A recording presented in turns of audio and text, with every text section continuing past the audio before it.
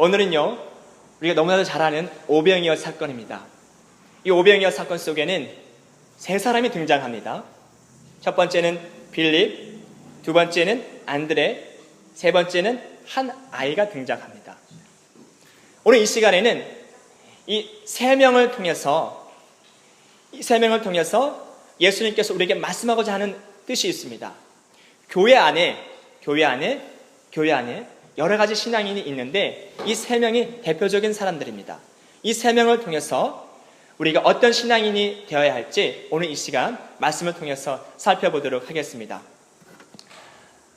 먼저는 빌립에 대해서 한번 살펴보도록 하겠습니다. 예수님께서 갈릴리 호수를 건너가셨습니다. 사진에 보면 갈릴리 호수가 나와 있는데요. 갈릴리 원래가 호수인데 사람들은 이렇게 얘기합니다. 갈릴리 바다, 디베라 바다. 왜 갈릴리 호수를 갈릴리 바다라고 할까요? 왜 그러냐면 워낙 호수가 크기 때문에 사람들은 호수라 얘기하지 않고 바다처럼 넓다 해서 갈릴리 바다라 이렇게 이야기합니다. 그리고 또는 디베라 바다라고 이야기합니다. 사도 요한이 요한복음을 기록할 때 기록한 목적이 이방인들을 구원하기 위해서 기록했습니다. 이방인들 눈높이에 맞추어서 성경을 기록했습니다. 그래서 이방인들이 이해하기 쉽게 갈릴리 바다라고 이야기하지 않고 디베라 바다라고 이야기합니다. 이 디베라 바다라고 명한 이유가 무엇이냐 하면요, 예수님께서 탄생하신 후 20년경에 로마 황제 티베라우스가요, 이 호수 남서쪽에 티베리오라는 도시를 세웠습니다.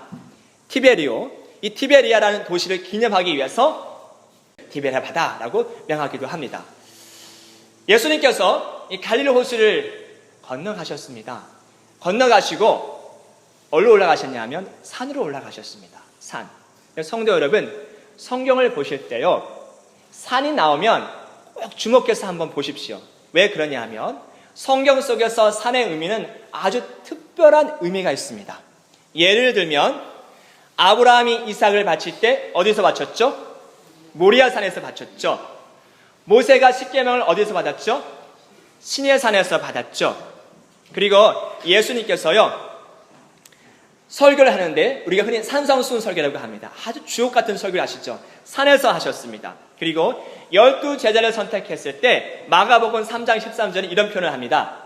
산에서 부르셨다고 표현되어 있습니다. 그리고 예수님께서 몸이 변하셨습니다. 부활의 몸으로 변하셨습니다. 죽기 전에 베드로와 야고보, 요한에게 보여주셨는데 그 사건이 어디서 나타났냐? 변화산에서 나타났습니다. 그리고 예수님께서 어디서 승천하셨냐? 산에서 승천하셨습니다. 그래서 성도님들이 성경을 보실 때 산이라는 단어가 나오면 유심히 보십시오. 뭔가 또 특별한 일이 있겠구나, 특별한 기적을 행하겠구나, 특별한 은혜가 임하겠구나, 꼭 산이라는 단어를 주목해서 보십시오. 예수께서 산에 올라가신 이유는 앉으시니, 3절에 보니까 앉으시나 표현되어 있습니다. 이 말은 무슨 말이냐면 쉬겠다는 뜻입니다. 쉬기 위해서 산에 올라가셨습니다. 하지만 예수님께서는 산에 올라가셔서 쉬지만 않으셨습니다. 항상 습관처럼 하는 게 있죠. 산에 올라가셔서 기도를 하셨습니다. 예수님께서는 제자들과 함께 산에 올라가셔서 쉬신 후에 기도하려고 올라가셨는데 이스라엘 백성이 가만 놔두지 않는 겁니다. 2절에 보니까요, 큰 무리가 따르니 이는 병인들에게 행하시는 표적을 봅니다. 고린도전서 1장 22절을 한번 펴보겠습니다. 고린도전서 1장 22절을 펴보겠습니다. 신약성경 263쪽에 있습니다. 고린도전서 1장 22절입니다. 본문 말씀을 접어두십시오. 다시 펴야 되니까요. 얼마나 이들이 표적을 좋아하는지 살펴보도록 하겠습니다. 고린도전서 1장 22절입니다. 다 같이 읽도록 하겠습니다.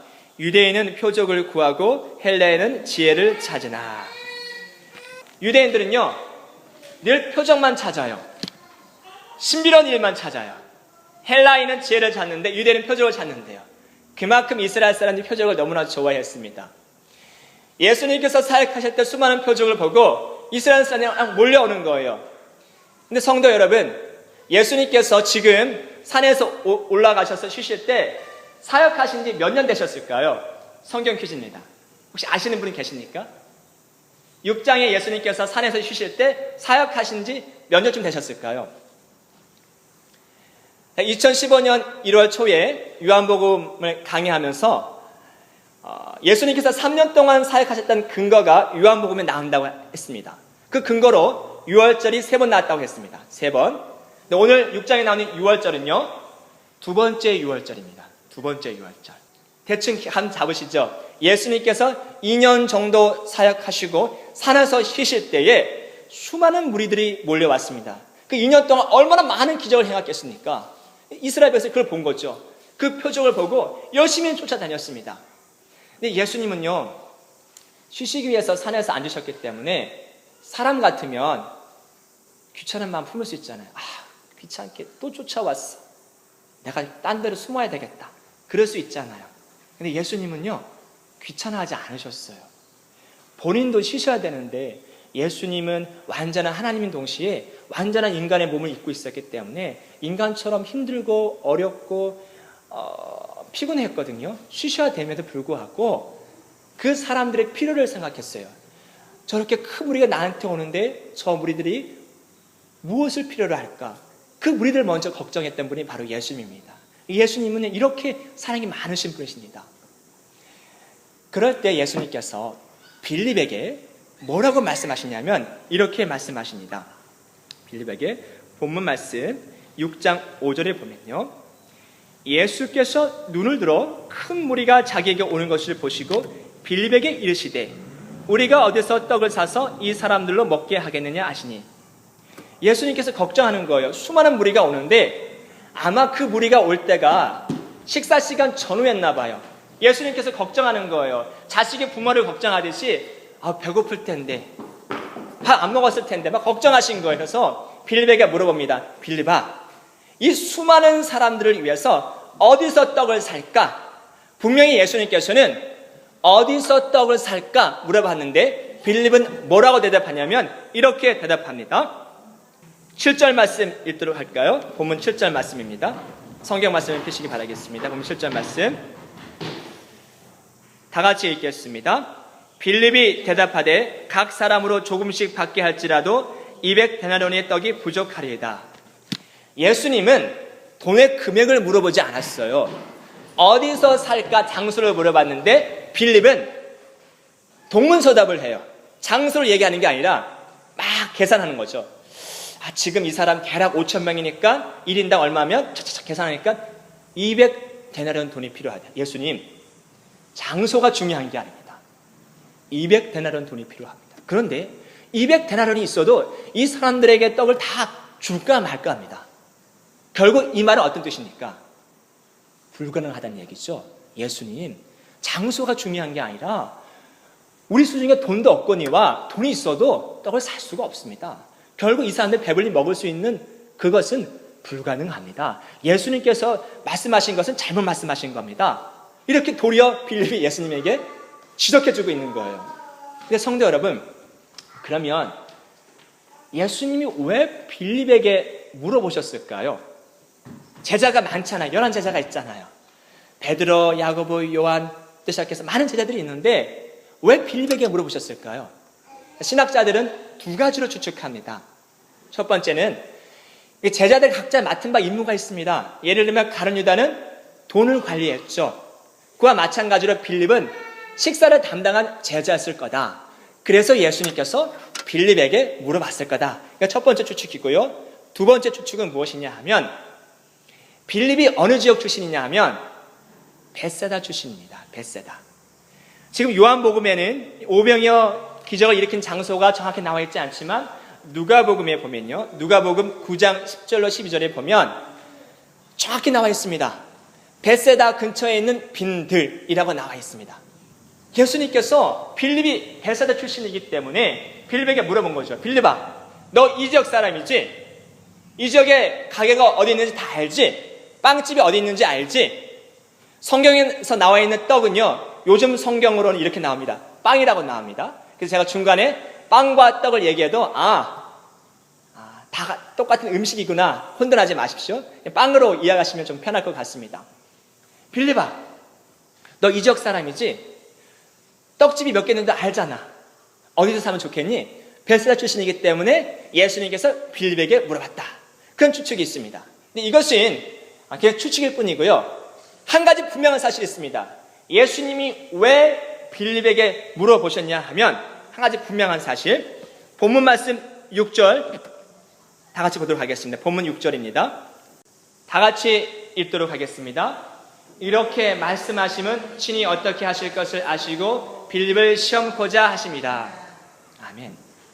사실 예수님은요, 빌립이 어떤 말을 할지 알고 있었습니다. 예수님이 알고 있었어요. 내가 이렇게 대답하면, 이렇게 질문하면 빌립은 이렇게 대답하겠지? 알고 있었어요. 그럼에도 불구하고 예수님이 질문한 이유가 무엇이냐 하면 그를 시험하기 위해서라고 표현되어 있습니다. 시험. 성경에는요, 시험에 대해서 두 가지로 얘기합니다. 첫 번째 시험은 좋은 의미, 두 번째는 나쁜 의미인데요. 먼저 좋은 의미의 시험부터 살펴보도록 하겠습니다. 야고보서 1장 2절부터 4절까지입니다. 제가 빨간색으로 표시한 데를 중점적으로 잘 보시면서 읽으시면 좋겠습니다. 다 같이 읽겠습니다. 내 형제들아, 너희가 여러 가지 시험을 만나거든 온전히 기쁘게 여기라. 이는 너희의 믿음의 시련이 인내를 만들어내는 줄 너희가 알미라. 인내를 온전히 이루라. 이는 너희를 온전하고 구비하여 조금도 부족함이 없게 하려 함이라. 아멘. 여기서 나오는 시험은요, 믿음의 시험입니다. 믿음을 단련하기 위해서, 믿음을 성장시키기 위해서 하나님이 성도에게 주시는 시험입니다. 하나님이 주시는 시험은 인내를 만들어내고 그 인내를 통해서 온전해진다고 합니다. 온전한 믿음을 위해서 하나님께서 시험을 주시는 겁니다. 이건 좋은 시험이죠. 근데 또 하나 나쁜 시험이 있습니다. 야고보서 1장 13절입니다. 다 같이 읽도록 하겠습니다. 사람이 시험을 받을 때 내가 하나님께 시험을 받는다 하지 말지니 하나님은 악에게 시험을 받지도 아니하시고 친히 아무도 시험하지 아니하시느니라. 야고보서 1장 2절부터 4절까지는 시험하신다고 말씀하셨는데 지금 시험하지 않는데요. 이게 무슨 말일까요? 여기서 나오는 시험은요, 하나님이 주시는 시험이 아닙니다. 죄의 유혹으로부터 오는 시험입니다. 죄의 유혹으로부터. 그래서 영어 성경에 보시면 야고보서 1장 2절에 나와 있는 시험은 테스트라고 되어 있고요. 그리고 13절에 나와 있는 시험은 템테이션이라고 되어 있습니다. 유혹이라고 되어 있습니다. 죄의 유혹으로부터 오는 시험이기 때문에. 좋은 의미의 시험이 있고 나쁜 의미의 시험이 있습니다. 만약 성도님들이 시험을 받는다면 이렇게 기도하셔야 합니다.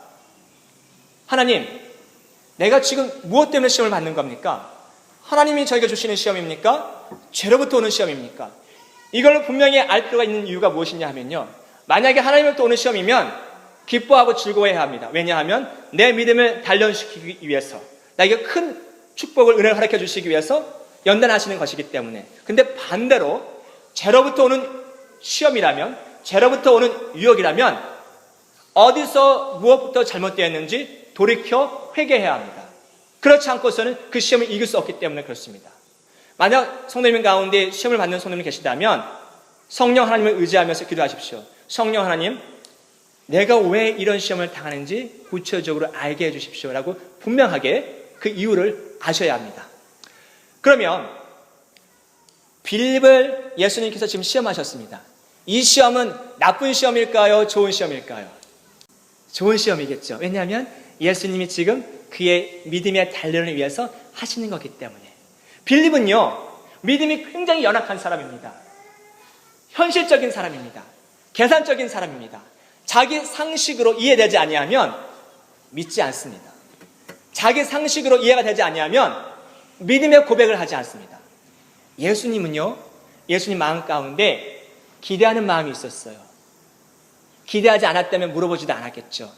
어떤 기대 마음이 있었냐면, 예수님, 200데나리온의 돈이 필요합니다.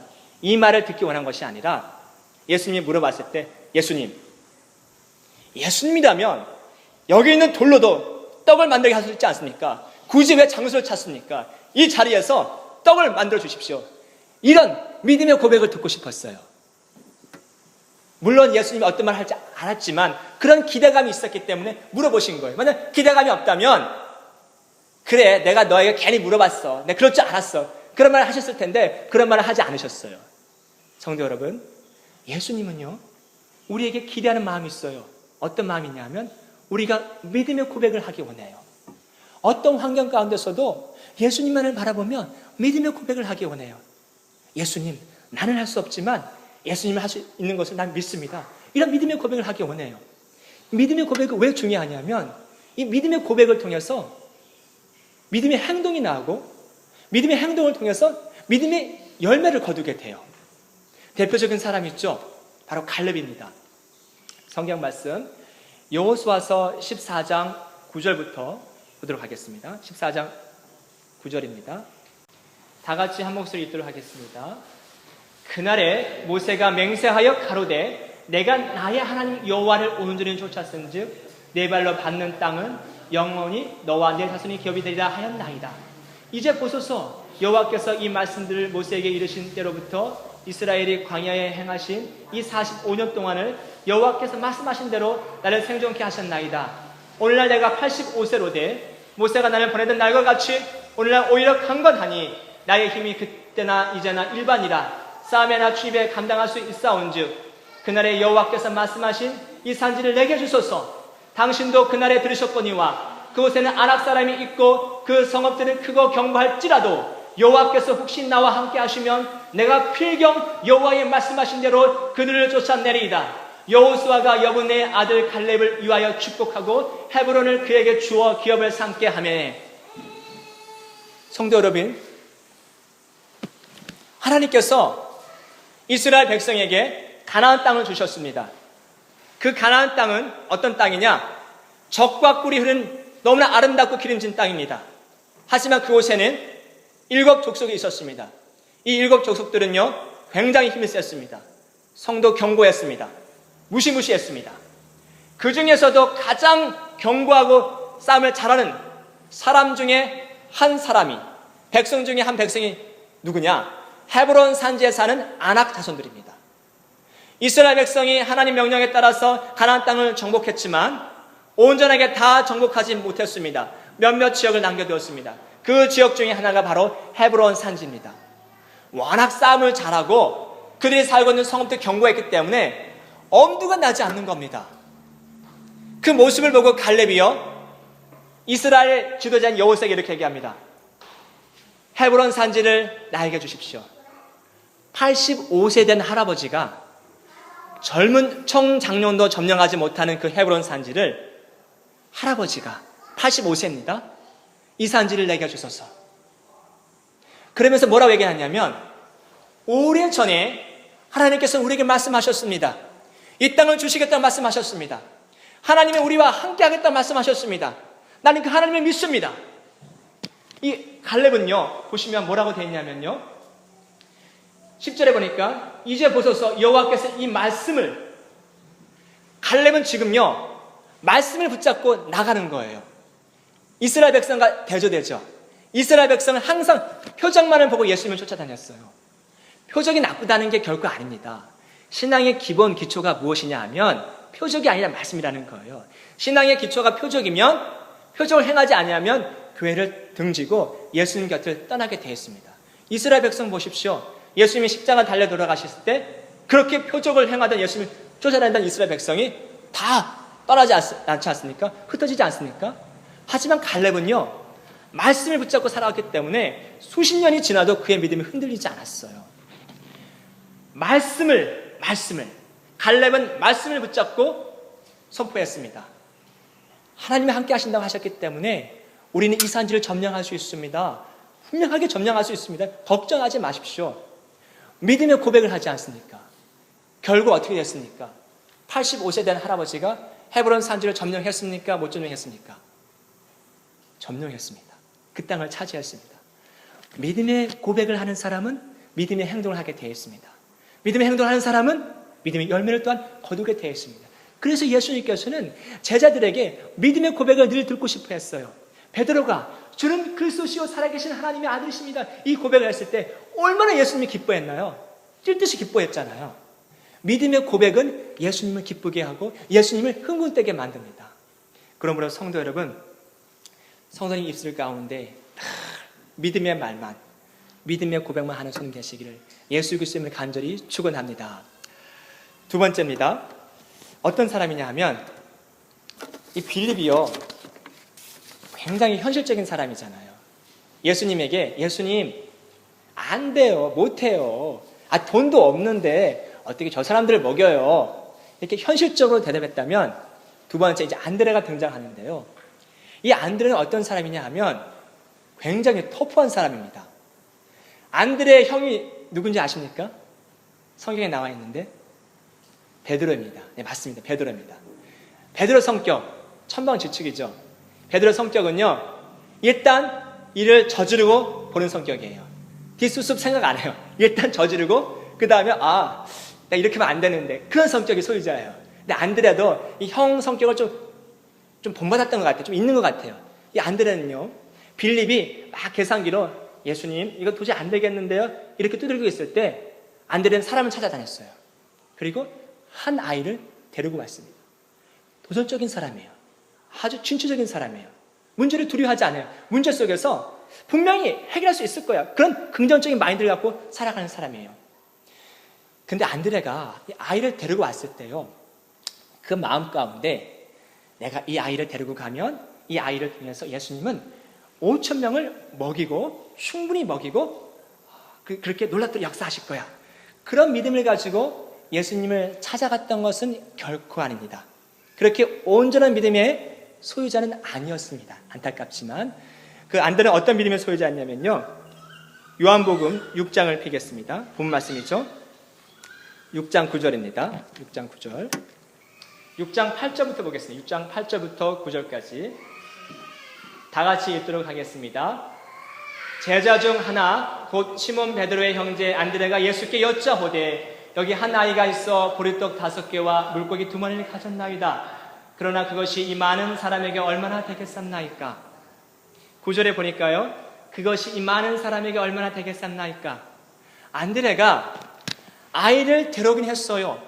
보리떡 5개와 물고기 2마리를 가지고 아이를 데려오긴 했으나 안드레가 예수님께 이렇게 물어봅니다. 예수님, 이 아이가 가지고 있는 것으로 뭔가를 할 수 있을까요? 데려오긴 했으나 한편으로는 예수님 뭔가를 할 수 있을 거야, 그런 믿음이 있으면서도 또 한편으로는 할 수 있을까? 보리떡 5개를 어떻게 5,000명을? 그러니까 반신반의했던 거죠. 온전한 믿음의 소유자는 아니었습니다. 그러나 중요한 것은 무엇이냐 하면 아이를 예수님께로 데려왔다는 게 중요한 겁니다. 만약에 안드레가 아이를 데려오지 않았으면 그 자리에 있던 5,000명이 배불리 떡을 먹을 수 있었을까요? 먹지 못했을 겁니다. 그 아이가 기적의 주인공이 될 수 있었을까요? 되지 못했을 겁니다. 비록 안드레의 신앙과 믿음이 연약하고 좀 부족할지라도 사람을 예수님께로 데려왔다는 것, 그것이 중요합니다.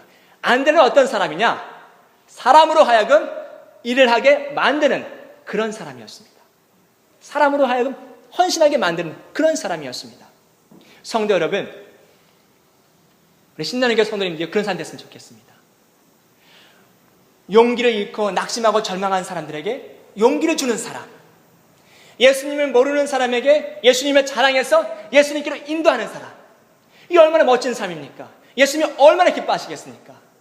우리 신나는 교회 성도님들이 그런 사람 되시기를 소망합니다. 제가 성경에서요, 가장 좋아하는 사람 몇 사람이 있습니다. 물론 성경에 나와 있는 사람들 다 좋아하지만 몇 사람이 있는데 그 중에서 랭킹 1위가 누구냐? 바나바입니다. 바나바. 제가 왜 바나바를 좋아하냐면요, 바울이 너무나도 유명한 사도 아니겠습니까? 신약 성경을 반 이상을 바울이 적지 않습니까? 놀라운 기적도 행하고요. 근데 바울이 사역할 수 있도록 길을 열어준 사람이 누구냐 하면 바나바입니다. 바나바. 바울이 다메섹 도성 근처에서 부활하신 예수님을 만나고 변화되었습니다. 그리고 사람들에게 바울이 이렇게 얘기합니다. 내가 이제 예수님을 영접했습니다. 내가 바뀌었습니다. 변화되었습니다. 저도 같이 예수님을 증거하는 사람이 되었으면 좋겠습니다. 그렇게 얘기했을 때 사람들이 호빵 있겠습니다. 야, 저거 봐라. 저 바울 아주 꾀를 쓰는데 예수 믿는 척 하면서 사람들 아주 뭉탱이로 이제 감옥에 가두려고 하는 그런 장기를 쓰는데 사람들이요 바울과 친해지기를 거부했어요. 가까이 가지 않았어요. 그랬을 때 바나바가 짠 나타납니다. 바나바가요 바울의 진심을 알아보고 사람들에게 바울을 소개합니다. 그 당시에 바나바는 어떤 사람이냐면요 교회에서 아주 핵심적인 사람이었습니다. 굉장히 높은 위치에 있는 사람이었습니다. 바나바가 사람들에게 데리고 다니면서 바울 데려가면서 이 바울이 변화되었습니다. 바뀌었습니다. 회심했습니다. 계속 사람들 설득하기 시작했습니다. 그 이후부터 바울이 예수 그리스도를 믿는 사람과 함께 사역할 수 있었습니다. 만약 바나바가 아니었다면 바울은 사역하기가 무척 힘들었을 겁니다. 근데 바나바가 더 위대한 건 뭐냐면요 사도행전을 보시면 초반부에는 바나바, 바울 이름의 위치가 이렇게 됩니다. 처음에 바나바 나온 다음에 바울 바나바, 바울, 바나바, 바울 나오다가 사도행전 중반부터 이름의 위치가 어떻게 바뀌냐면 바울, 바나바, 바울, 바나바. 이름의 위치가 왜 중요하냐면요 이름의 위치가 리더입니다. 리더. 바나바가 처음에는 리더였는데 중반부터 리더가 바뀌었어요. 그럼 보통 사람들이 시기하잖아요. 질투하잖아요. 헐뜯잖아요. 유언비에 퍼뜨리잖아요. 근데 바나바는 그렇지 않았어요. 너무나 겸손하고 멋진 사람이죠. 사람으로 하여금 일하게 만드는 사람. 그 사람이 바로 바나바였습니다. 안드레는 어떤 사람이었냐? 사람으로 하여금 일을 하게 만드는 사람이었습니다. 세 번째 어떤 사람이 등장하냐면 안드레가 데리고 온 한 아이가 등장합니다. 한 아이. 이 성경에서 말하는 한 아이는 10대 소년을 지칭합니다. 근데 이 아이가 가져온 것은 보리떡 5개와 물고기 2마리였습니다. 보리떡, 그 당시 이스라엘 사람들이 먹던, 서민들이 먹던, 아주 평범한 사람들이 먹던 음식이 뭐였냐면 밀빵이었어요. 밀빵이었는데 너무 가난한 사람들은 어떤 것을 먹었냐면 보리빵을 먹었어요.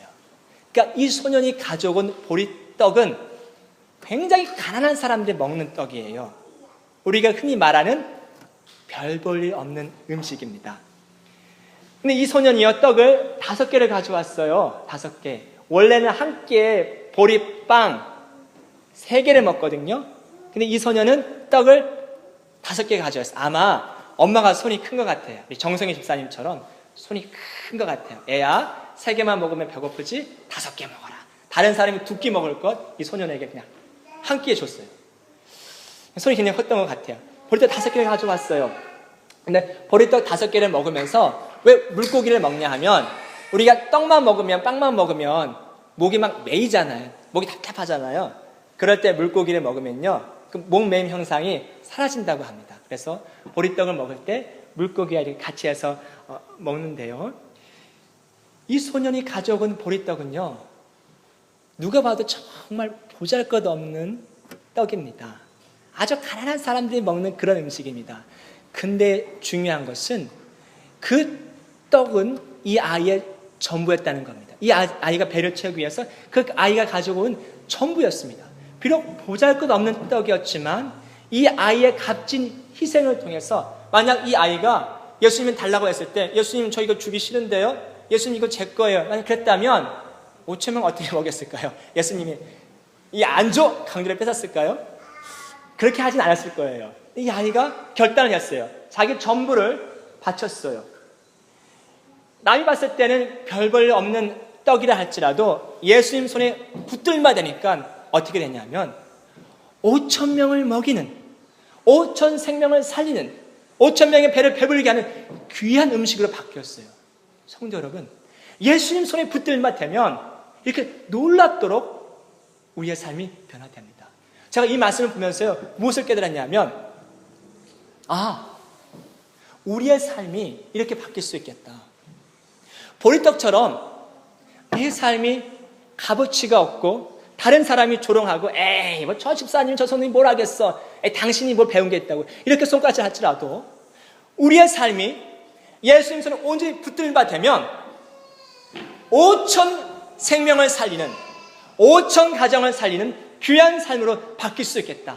이런 도전을 받았습니다. 성도 여러분, 예수님 손에 붙들만 되면 우리 삶이 그렇게 바뀝니다. 예수님 손에 붙들만 되면 우리 삶이 그렇게 변합니다. 이 땅에서 나 혼자 우리 가정 살아가는 건 쉽지 않잖아요. 돈 벌기 쉽지 않잖아요. 그런데 5천 가정을 책임진다. 이게 얼마나 멋진 삶입니까? 예수님은 성도님의 삶을 통해서, 성도님의 자녀를 통해서, 성도님의 남편을 통해서, 성도님의 아내를 통해서 그런 일을 하실 수 있습니다. 성도 여러분, 기대하십시오. 꿈을 가지십시오. 예수님 손에 붙들린 바 되면, 예수님과 함께하고 예수님 온전히 의지하게 되면 예수님께서 우리의 삶을 그렇게 변화시키고 바꿔주실 겁니다. 제가 아는 목사님이요, 신학교 때 전라도에서 교회를 개척했답니다. 교회를 개척했답니다. 워낙 시골이니까 교회가 없대요. 사람들에게 좀 집을 좀 내달라고 했는데 집을 안 내주는 거예요. 왜냐하면 막 기도하고 찬양하면 시끄럽잖아요. 그래서 마을 회관을 빌렸다고 합니다. 열심히 전도해서 어느 정도 사람을 모였는데 그 중에 벙어리 아들을 둔 어떤 아주머니가 제가 아는 목사님이 찾아와서, 남편은 없고요, 목사님, 제가 소원이 있는데 제 손을 좀 들어주십시오. 어떤 소원인데요? 마을에 조그만 건물에 관이 있는데 그 관을 좀 없애주십시오. 치워주십시오. 그러더래요. 근데 그 동네마다 그런 게 있잖아요. 그 신으로 섬기는 어떤 형상들이 있잖아요. 근데 그거를 치우면 안 돼요. 그 동네에서 신으로 섬기는 어떤 그 표적이거든요. 상징이거든요. 그래서 목사님이 치우려고 하다가 그 얘기를 듣고 치우지 않았어요. 그래서 이 성도님에게 그건 제가 치울 수 없겠습니다. 죄송합니다. 그래서 거절을 했는데 방학 때 목사님 후배들이 도와준다고 내려왔다고 합니다. 근데 이 아주머니가 목사님 후배들에게 또 부탁을 한 거예요. 저 관만 치워주면 내 마음이 좀 시원하겠습니다. 그랬더니 후배들이 전후 사정을 모르고 저것 좀 우리가 치워주면 되죠. 그 문을 부시고 그 관을 불에 태웠다고 합니다. 마을 사람들이 들고 일어난 거예요. 아니, 동네 상징인데 신처럼 섬기는 건데 이걸 부셨다 해서 나가라는 거예요. 목사님이 갈 데가 없잖아요. 막 울상을 짓고 있는데 그 아주머니가 미안했는지 아주 조그만 밭이 있는데, 돌밭인데 정말 누가 사용하지도 않는 밭인데 이 밭에다가 교회 건물을 짓고 예배를 드리시려면 드리십시오. 우리가 교회 바치겠습니다. 그렇게 얘기를 하더래요. 근데 정말 누가 봐도 보잘것없는 밭이래요. 조그맣고 돌도 너무 많은 거예요. 그렇지만 그 아주머니 귀한 헌신으로 말미암아 이 목사님이 거기다 교회를 짓기 시작했습니다. 여기 보시면 블럭이라고 아시죠? 블럭, 이렇게 시멘트 블럭. 그걸 막 짓기 시작하는데 신학생들하고 목사님이 건물 질 줄 알겠어요. 막 삐뚤빼뚤 짓는데 그 아주머니 아들이 한 명이 있는데 벙어리래요. 이 벙어리 된 아들이 건축 기술이 있대요. 그래서 이 사람이 와가지고 도와주기 시작한 거예요. 그래서 말을 못하니까 이렇게 손으로 지시하면 그대로 그냥 느낌으로 따라하는 거죠. 막 따라해가지고 벽에 올라가고, 이제 지붕 공사를 할 때 너무 오래 하니까 막 힘들고 지치니까 아무 생각이 없었더래요. 그래서 막 이렇게 그냥 하고 있는데 갑자기 누군가가 스레트 올려달라고. 그래서 스레트 올려주고, 그랬더니 망치 올려주고, 못 올려줬대요. 그러고 있는데 목사님 눈에 저기서 그 아주머니가 새참을 들고 막 올라오고 계시는데 갑자기 이 아주머니가 새참을 떨어뜨렸대요. 그 목사님 놀란 거예요. 아니, 저 귀한 새참을 왜 떨어뜨리나? 이 아주머니가 위 새참을 왜 떨어뜨렸냐면 순간 놀란 거예요. 왜 놀랐냐면 벙어리 된 자기 아들이 이야기를 하기 시작한 거예요.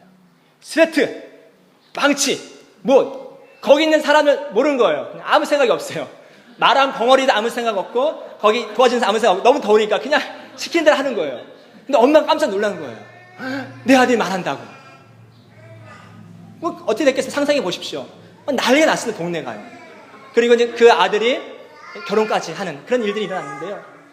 동네가 변화가 된 거죠. 온 동네 사람들이 다 교회 나와서 예배 드리고 그때부터 예수 믿기 시작했는데, 이 기적이 일어나게 된 배경이 뭘까요? 이 아주머니의 자그마한 희생이 있었기 때문에 그렇습니다. 만약에 그 밭을 주지 않았다면, 그 밭에 교회를 세우지 않았다면 그런 일들이 일어나지 않았겠죠. 성도 여러분, 우리 교회를 다니면서 성도님들의 작은 헌신, 때로는 피아노 반주, 때로는 식당에서 봉사하는 것, 때로는 청소하는 것, 때로는 간식을 가져오는 건 어떤 분이 봤을 때는 보잘것없는 것처럼 보일 수 있어요. 하지만 중요한 것은 예수님은 헌신의 수, 양에 따라서 그 사람의 가치를 결정하는 게 아니라 그 사람의 마음을 보시고 중심을 받으시는 겁니다. 성도님들이 정말 마음을 다해 뜻을 다해 하나님께 헌신한다면 그 값진 작은 헌신을 통해서 예수님께서는 교회를 세우시고 하나님 나라를 확장하실 겁니다. 이 아이는 어떤 사람이냐? 희생하는 사람이었습니다. 희생하는 사람. 이 아이의 작은 희생 때문에 5,000명이 원대로, 성경에 보시면 예수님께서 11절에 원대로 주셨다고 되어 있어요. 원대로 다 나눠주셨어요. 이 희생을 통해서. 그러면 성도 여러분, 성도님들의 작은 희생이 교회를 세우고 하늘나라를 확장합니다. 성도님의 희생을 통해서 하나님께서 영광을 받으시고 하나님께서 기뻐하십니다. 우리는 어떤 사람이 되어야 할까요? 본문에 3명이 등장했습니다. 빌립 같은 사람, 안드레 같은 사람, 아이 같은 사람. 이 셋 중에 성도님은 지금 어떤 사람입니까? 바라옵기는 안드레처럼 다른 사람을 통해서 일하게 만드는 사람, 그리고 아이처럼 늘 언제나 주님 앞에 헌신하고 희생하고 결단할 수 있는 용기와 믿음이 있는 사람이 되시기를 예수 그리스도의 이름으로 간절히 축원합니다.